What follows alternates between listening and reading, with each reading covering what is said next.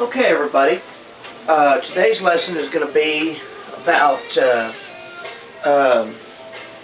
working with mats. What I have here in my hand is a double mat. So I'm going to show you how to do a double mat, prepare it to put it together, because a lot of times when you're doing double mats, you either cut them yourself or they come pre-assembled. And actually, this one's pre-assembled, but it is not attached, so I'll show you how to get it to where it's attached. Alright, so here we go. The first thing you do is it's in plastic, and I forgot to mention this, it's in plastic, so you're going to cut the plastic at the top so you don't damage the mat. That's kind of important. Run your finger along there, take the mat out. As you can see, they come separate.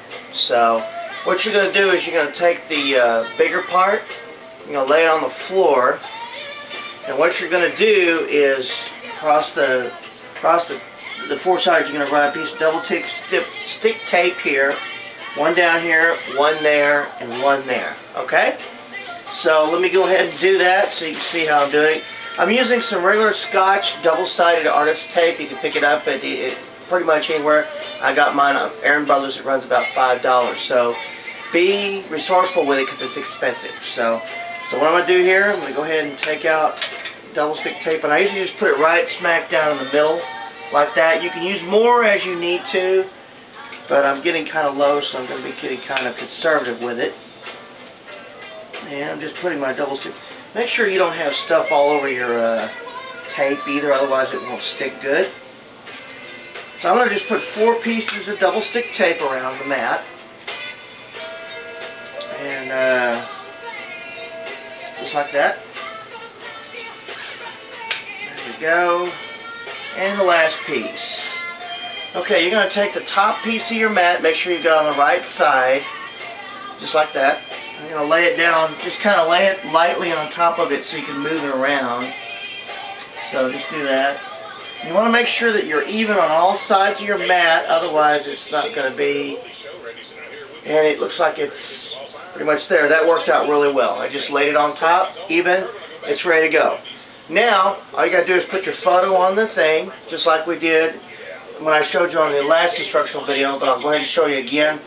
It's another photograph here, a black and white we're doing for my nephew. Lay it down. Okay, lay it down. And remember to use a small piece of Scotch tape the first time around so that you make sure you get it where it needs to be. I'm using regular Scotch tape. The stuff runs anywhere from $1 to $1.50, just depending on what kind you get. Alright, I'm just putting the tape on the top 2 corners of the mat. And there we go. And again, as you can see, there's no border. No border on the mat, so there you go. So then what I do is I'm going to stick tape along all 4 corners. And Scotch tape usually has pretty big rolls. If you buy big rolls, don't be cheap on the Scotch tape.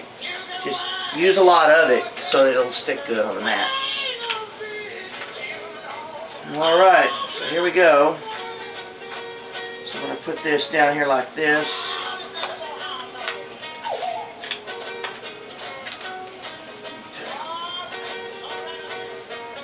And there you have it. Once you've done that.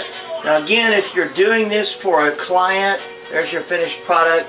If you're doing this for a client, make sure that you've got mat board.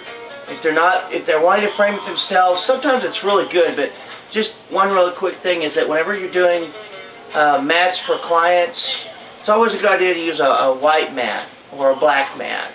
Sometimes people don't like the colored mat, but the Scotch tape should be easy to take off if they decide they don't only want a mat, they want to mat themselves. But what you would do in that case is you do this as step 1, put the mat together, the double mat, single mat, you don't even have to tape. You would get a piece of mat board that Aaron Brothers sells, not very much, maybe about $1.20. You would just take some hinge tape, run along the edges of the mat, and then attach it there. and that way they can take it off if they want to.